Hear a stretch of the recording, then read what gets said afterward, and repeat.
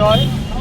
এই বিহারের জয় শুধু বিহারের জয় নয়, আগামী দিনে এই পশ্চিমবঙ্গের জয় এর মাধ্যমেই দেখা যাচ্ছে। আপনারা জানেন যে এসআইআর হচ্ছে, পশ্চিমবঙ্গ হচ্ছে, বিহারও হয়েছে।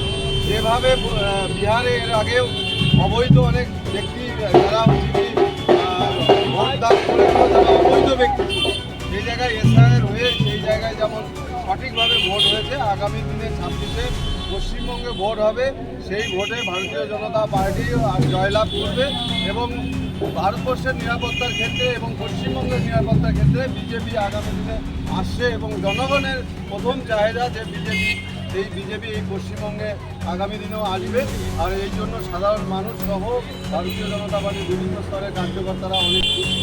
দক্ষিণ দিনাজপুর জেলাতেও আমরা আজকে বিজয় উৎসব করছি। শুধু দক্ষিণ দিনাজপুর জেলাতে নয়, আমাদের প্রতিটা এলাকায় এরকম বিজয় উৎসব হবে। আমাদের এই বিজয় উৎসবে উপস্থিত আছেন মালদা বিভাগ কনভেনর আমাদের শুভেন্দুদা, আমাদের জেলা সাধারণ সম্পাদক বাপিদা গৌতমদা, সুবোধদা সহ জেলা নেতৃত্বরা উপস্থিত আছেন।